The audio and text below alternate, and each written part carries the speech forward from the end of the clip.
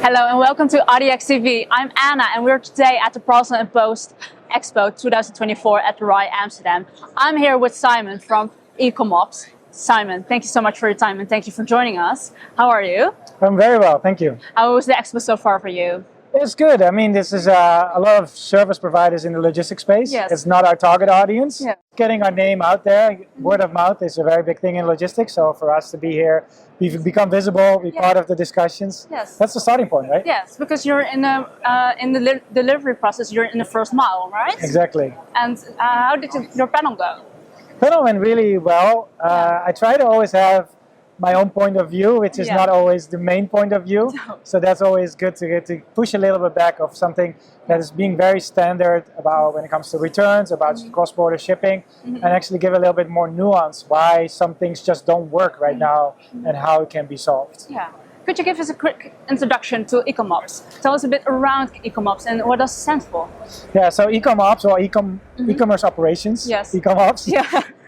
And we try to help Western DTC brands to take care of their fulfillment from China. Yes. As we all know, many products are produced in China.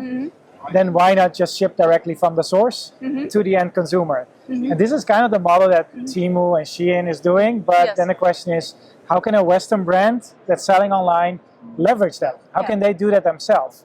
Then you have to find a company that can able to operate that for you, because it doesn't make sense to start your own warehouse. No. So we positioned ourselves as the China fulfillment company, Yes. collecting the goods from the factory, keep it in our warehouse, but not too many of it, just for 2 weeks of inventory, and then ship from there to anywhere in the world. Okay, wow. Which then that opens up a lot of opportunities instead of bringing stock by sea to a local destination where you have to wait for 3 months. Yes. You're not sure if it's going to sell. Yeah. It's always you have not enough or you have too many. Yeah. So how do you optimize for that local market? But that still means you cannot scale globally because it's too much focused and all your cash is in the stock. So it's faster and you can scale more precisely and more efficient. So it's not always fast because next day delivery is the fastest, which is always from a local warehouse. But if you are transparent about what it is that you're doing and you tell them it's 5 to 8 days and the consumer knows that when they buy it, then it's all good, it's all fine. And then you actually are leveraging that. And I think a lot of people are underestimating the power of shipping from China, because a lot of them look, China is for cheap stuff, low quality.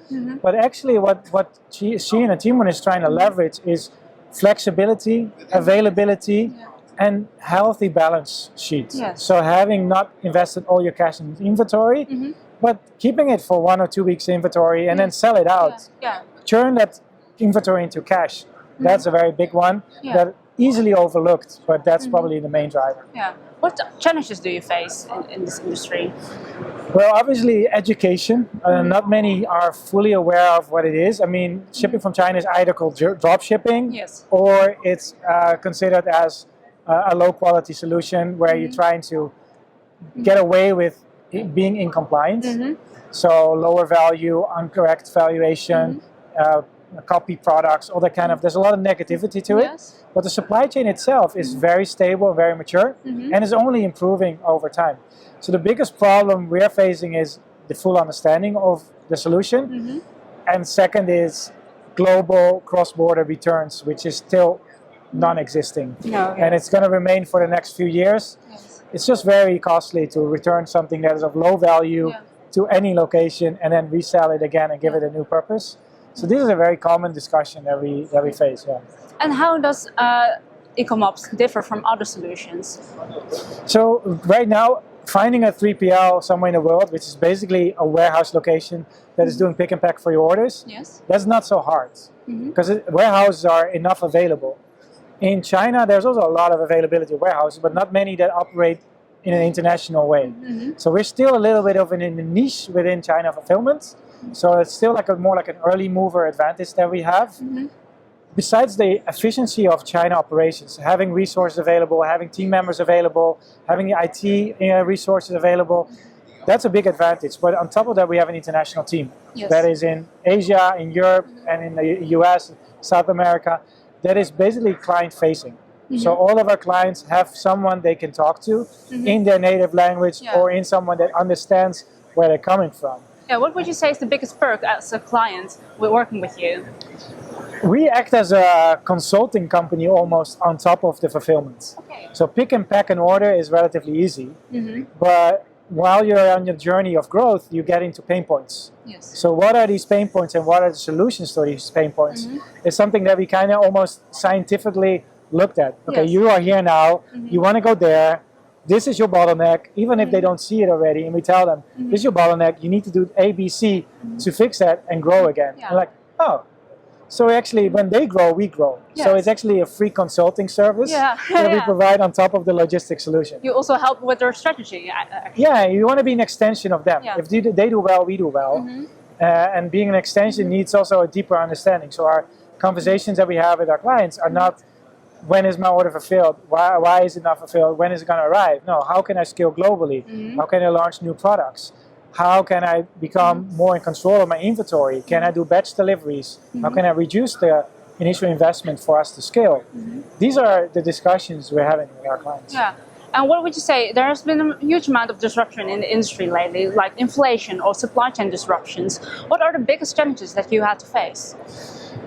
Well, there's been a lot of disruptions within supply chain in general. Yeah. And I think COVID in that sense helped to be able to navigate alternative ways of still getting a parcel shipped out.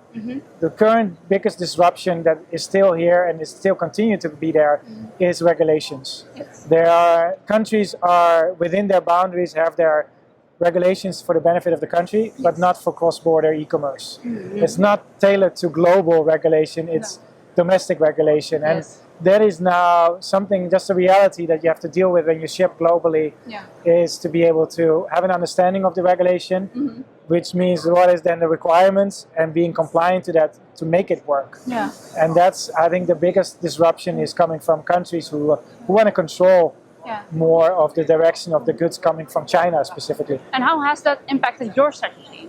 It's helped us. Okay, wow. Because the need for getting access to the right information and having compliant information is becoming more and more requested by the governments. That's the biggest gap. Because it's a garbage in, garbage out kind of thing. Yes. So if your quality of the data at the beginning is off, it will be off at the end as well. True. So the fact that all the parcels are in a warehouse, the stock is there, we pick and pack, we know what's inside, we know what the sales price is, we know what the purchase price is, so we have access to the accurate data. Yeah. So then it's more like us passing the data to someone else who's going to ship it for us. That's the current bottleneck. These companies are currently still distorting the information in a way to make it work instead of to make it compliant. And that's just a matter of time for us to resolve it. But getting clarity of that it's possible and having an understanding of how companies like Timo are doing it and knowing that you can do it yourself, I think is helping us tremendously because that's our end game. A D2C brand that wants to be here for the next 5 to 10 years wants to be compliant because you want to build something for long term with fans all over the world that want to be part of your community. Yes, indeed. So with the rapid growth of e-commerce, especially in the cross-border deliveries, how is EcommOps adapting its solutions to meet the demands of international shipping and customs challenges? I mean, we're navigating it every year. Every year we make a plan for what's next year, and there's always something that's happening. Our company came from being a dropshipping agent. Yes. So that being a dropshipping agent means you have no inventory, you buy based on demand. Okay, yeah. So it's basically a demand chain. It's no longer a supply chain. You buy when the order comes in, you start to purchase the goods, you prepare and ship it out. We saw that there is a big negative part of it with not having access to the right quality or availability of the goods. So then we said, okay, what if we you focus on having small inventory and use that as one service and just focus on a small niche, just the fulfillment itself. Because that is, whenever the industry is growing and maturing, you need to be the best in your niche instead of trying to solve everything. So we decided to go all in on that little bit. It also makes it so much more efficient. And then you are also reducing costs. Logistics is a volume game, and the more efficient you do it, the more volume you can handle with the least resources you have. Last question, looking ahead, what are EcommOps plans for the future?